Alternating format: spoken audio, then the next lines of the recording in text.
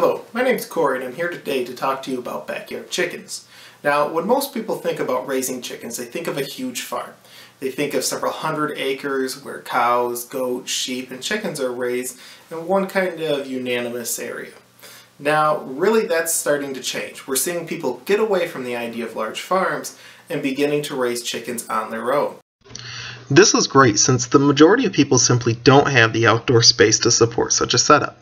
Rather, a person such as myself can construct a custom chicken run, which is the place where chickens primarily live, with little effort and on a tight budget. In a few moments I'll show you what that exactly looks like. Don't be mistaken, when I speak to people about getting chickens they have the idea they can get chicks and in a few weeks they'll be sitting on a surplus of eggs. This isn't quite true as it takes an average of 6 to 8 months before most breeds of chickens will start to produce. As for egg production, this will depend on the breed of chickens you select. Most backyard chicken owners will estimate a daily production of about 1 egg per chicken. With meat birds, you'll also want to consider processing and storage of processed meat. Consider 10 chickens. Do you have the room to store them in a deep freeze? And do you have the means of taking them to a processing center if you're not going to process the meat yourself? Lastly, do you have the time and money to raise backyard chickens? This is a major consideration and is something that you should consider before getting into the initial steps. Now there's really two reasons why people like to raise chickens. The first is for food. Chickens produce really excellent eggs, about 1 a day, and they can be brown, white, or off colors such as the Easter egg, or can lay bluish greenish eggs. So it can be really fun to get kids involved. And really, the people that are looking for great egg production or great meat production are people that are sometimes worried about what's going into their food. What did the chickens eat before they produced the eggs, or while they were gaining weight to be meat birds? As you can see from this video, hens are particularly quiet. This is something that I had to consider when I got my chickens, as I do live in a subdivision and my neighbors are quite close. Furthermore, I also live next to several hundred acres of woods, and I wanted something that wasn't going to attract raccoons or other predators during the nighttime. So hens were perfect for me. When I did get my initial set of chicks, I did have 2 that ended up being roosters, and I was able to find a local farm who was willing to take them. This is something that you'll want to consider too, is if you do get roosters, what will you do with them? As for food, I supplement my chicken's diet with yard clippings that I collect at the end of each week. It works perfect because it both acts as a bedding and it supplements a lot of the feed that I have to purchase.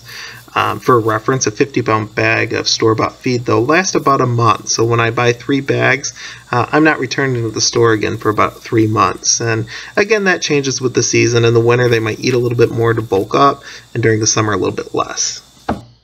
Now this here is the primary chicken run that I built, and I built something custom because first off it was much cheaper, and secondly it allowed me to meet my needs. This is about a 130 square foot area, and to purchase that in a pre-built manufactured setting would cost about $300–400.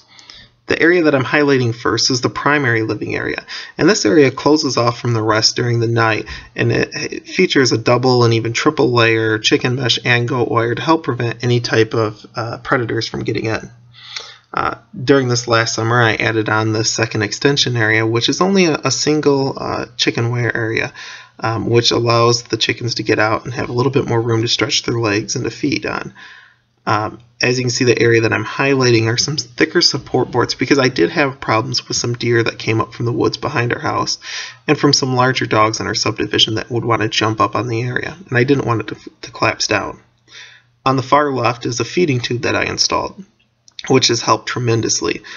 It's a little difficult to tell, but the chicken run is only about 5 foot tall, and I had to go into it about twice a week to fill the feeder. With this addition of this tube, I'm able to fill it and it'll last about 2 weeks, at which point I pull it out and clean it and refill.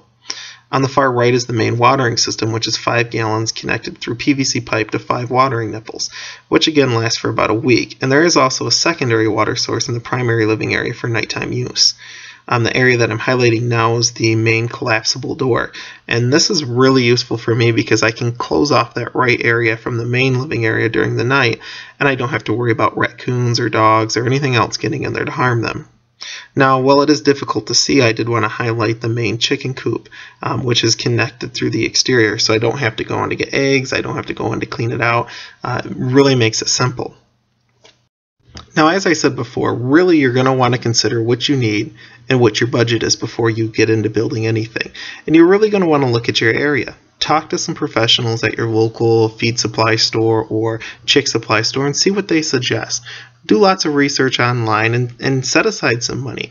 If something breaks or winter comes around and you needed a heated water source, you might be forking out $75, $80. So just be prepared and understand what you need.